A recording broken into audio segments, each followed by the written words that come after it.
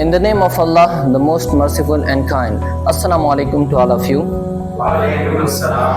I hope that you all will be fine and safe and feeling well and sound. Guys, आज हमारा जो topic है बहुत ही ज़्यादा इम्पोर्टेंट टॉपिक है, क्योंकि जो स्टूडेंट्स, जो लोग इंग्लिश सीखने की तमन्ना रखते हैं वो इस वीडियो को ज़रूर देखें और एंड तक ज़रूर देखें, क्योंकि इस वीडियो में मैं आपके साथ शेयर करने वाला हूँ 5 ऐसे पॉइंट्स जिनको सीखकर और जिनको अपनी लाइफ में अप्लाई करके आप इंग्लिश को अच्छी तरह से सीख सकते हैं।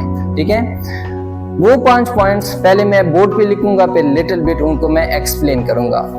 पहला पॉइंट हमारे पास ये है, आप इसको अपने साथ नोट भी कर सकते हैं।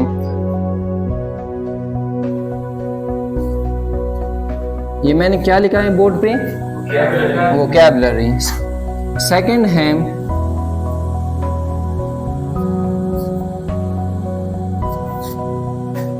रीडिंग। थर्ड है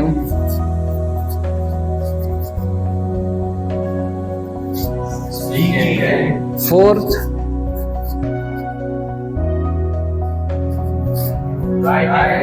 and fifth one is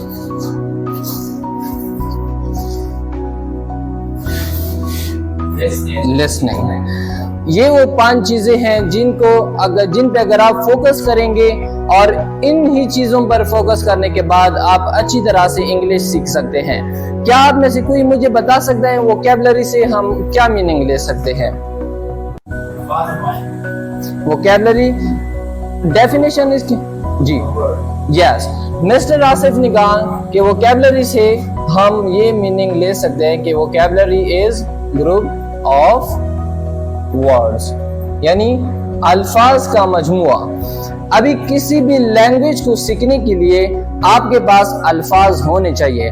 let's suppose आप उर्दू सीखते हैं तो उर्दू के लिए जिन जिन अल्फाज की जरूरत है, लेट्स सपोज का, के, की, और इसके अलावा उर्दू में इस्तेमाल होने वाली चीजों के जो नाम हैं वो आपको सीखने चाहिए। इसी तरह इंग्लिश के लिए भी वोकैबुलरी का होना मस्ट है, क्योंकि अगर आपको इंग्लिश की सारे रूल्स एंड रेगुलेशंस भी आते हैं, आप इंग्लिश के तमाम ग्रामर के रूल से भी अवेयर हैं, लेकिन आपके पास वर्ड्स नहीं है, तो आपकी कम्युनिकेशन तो अच्छी होगी लेकिन फ्लुएंट नहीं होगी, मीन वो तवातुर से नहीं चलेगी। राइट, सो पहला पॉइंट क्या है? वोकैबुलरी। वोकैबुलरी की क्या मीनिंग है? और ग्रुप ऑफ वर्ड्स किसी भी लैंग्वेज के लिए कितना ज्यादा इंपॉर्टेंट है? बहुत ज्यादा। ठीक है, उसके बाद मैं आता हूं सेकंड पॉइंट पे, वो है रीडिंग। रीडिंग हम बेसिकली इंग्लिश की बात कर रहे हैं, सो हम रीडिंग को इंग्लिश की पॉइंट ऑफ व्यू से एक्सप्लेन करेंगे। आप इंग्लिश की किताबें उठाएं, उसमें पैराग्राफ्स लिखे होते हैं, उसमें टॉपिक्स, मुख्तलिफ टॉपिक्स लिखे होते हैं, आप उनको रीड करें। ठीक है, उनके रीडिंग से क्या होगा कि आपकी एक तो ये कि आप जब भी फिर इंग्लिश में बात करेंगे आपकी कम्युनिकेशन में फ्लुएंसी होगी। ठीक है, आप अच्छी तरह से और तेज तरीके से आप इंग्लिश में बात कर पाएंगे, और इसके अलावा इससे वोकैबुलरी भी आप डायरेक्टली गेन कर सकते हैं। क्योंकि लेट्स सपोज अगर एक पैराग्राफ है वो 3 या 5 लाइन पे मुश्तमिल है, आपने यहाँ से स्टार्ट कर लिया और यहाँ पे आपको एक न्यू वर्ड मिल गया। ठीक है, तो आप उसको क्या करें? हाईलाइट करें। उसके बाद आए इस तीसरे लाइन में आपको एक वर्ड मिल गया, और उसके बाद 5वीं लाइन में आपको एक वर्ड मिल गया। उसके बाद यहाँ से जब आप पढ़ रहे थे ये सारे अल्फाज आपको आते थे, आप इसको समझ पा रहे थे, लेकिन ये जो 3 अल्फाज थे ये आपके लिए न्यू थे। ठीक है, अभी मैं रीडिंग के फायदे आपको बता रहा हूँ कि जब आपने ये 3 अल्फाज डिक्शनरी में सर्च कर लिए तो आपने इनकी मीनिंग्स निकाल ली। मीनिंग्स निकालने के बाद आपकी वोकैबुलरी भी इंप्रूव हो गई और साथ ही साथ आपकी रीडिंग भी अच्छी हो गई। ठीक है, उसके बाद आते हैं थर्ड पॉइंट की तरफ। थर्ड पॉइंट है स्पीकिंग। अच्छा, आपके पास वोकैबुलरी भी है, आप रीडिंग भी कर सकते हैं। ये दोनों जो चीजें हैं ना, ये स्पीकिंग के लिए बहुत ही मोस्ट इंपॉर्टेंट है, क्योंकि जब आप कुछ बात करेंगे तो बातों के लिए वर्ड्स का होना तो जरूरी है। ठीक है, इसी तरह स्पीकिंग से पहले आपके पास वोकैबुलरी होनी चाहिए। स्पीकिंग आप किस तरह इंप्रूव कर सकते हैं? कि आप में से कोई मुझे आंसर दे सकता है?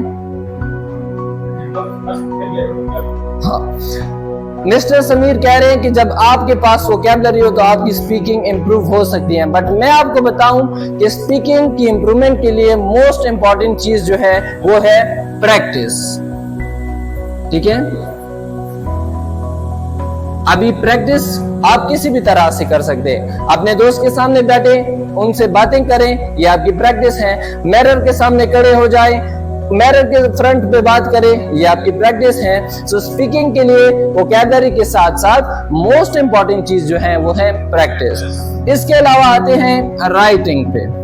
राइटिंग का मतलब ये है कि लेट्स सपोज आप अपनी सराउंडिंग को जज कर ले। किसी दिन आप बैठे हुए हैं और आप चाहते हैं कि मैं एक पैराग्राफ लिखूं, लेकिन आपके माइंड में नहीं आ रहा है कि किस चीज से रिलेटेड मैं पैराग्राफ लिखूं। सो अपनी सराउंडिंग को जज करना स्टार्ट करें। जैसे कि बाहर दो दोस्त बैठे हुए एक दूसरे के साथ गपशप लगा रहे हैं, और किसान जो है वो खेतों में हल चला रहे हैं, और जो जवान है, जो यूथ है, वो शाम के वक्त बाहर चक्कर लगाने के लिए निकले हुए। सो इन सारे जुमलों को आप लिखें। अच्छा, अभी इसके लिए तो आपके पास अल्फाज होने चाहिए, ठीक है। फिर बात आती है यहाँ से डायरेक्टली वोकैबुलरी पे। मोस्ट इंपॉर्टेंट चीज इन 4 पॉइंट्स के लिए जो है वो वोकैबुलरी है। आपके पास वोकैबुलरी होगी, आप अच्छी तरह से रीड कर सकेंगे, और इसी रीडिंग से वोकैबुलरी आती है, ठीक है।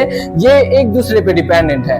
आपके पास वोकैबुलरी होगी तो आप अच्छी तरह से स्पीकिंग कर पाएंगे, आपकी स्पीकिंग में फ्लुएंसी होगी। उसके बाद आपके पास वोकैबुलरी होगी तो आप अच्छी तरह से किसी भी पैराग्राफ, ऐसे स्टोरी, किसी भी चीज को अच्छी तरह से लिख सकेंगे। अच्छा, लास्ट जो है ये है लिसनिंग। अभी लिसनिंग का ताल्लुक किस चीज से है? लिसनिंग के लिए मोस्ट इंपॉर्टेंट चीज जो है वो है एनवायरनमेंट, ठीक है। आपके एनवायरनमेंट में कोई इंग्लिश स्पीकर है तो वो इंग्लिश में बात करता है तो आपकी लिसनिंग अच्छी होगी। आपके पास मोबाइल है, मोबाइल को भी चलो हम कंसीडर करते हैं कि ये भी एक किस्म की एनवायरनमेंट है जो कि हमें प्रोवाइड की गई है, ठीक है। सो आपके पास मोबाइल है, उसमें आप इंग्लिश मूवीज देखते हैं, इंग्लिश वीडियोस देखते हैं, अपने दोस्तों के साथ इंग्लिश में चैटिंग करते हैं। सो उसकी वजह से आपकी लिसनिंग यानी आपकी जो सुनने की एबिलिटी है वो इंप्रूव होगी। सो इंग्लिश सीखने के लिए ये 5 पॉइंट्स अगर आप क्लियर करेंगे, सो इंशाअल्लाह ताला मैं आपको यकीन के साथ कहता हूं कि आपकी इंग्लिश बहुत ज्यादा इंप्रूव होगी, right. So note it down, and इंशाअल्लाह इन्हीं पे जब आप फोकस करेंगे सो आप अच्छी तरह से इंग्लिश सीख पाएंगे। Thank you so much.